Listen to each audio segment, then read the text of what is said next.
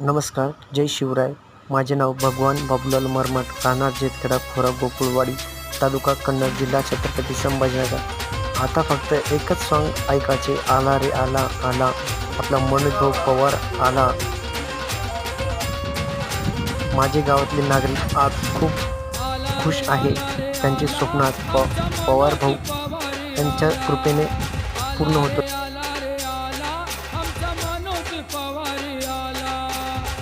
और जवानों की जान बन गया है, बूढ़े और जवानों की जान बन गया है, सबके दिलों का अरमान बन गया है। आला रे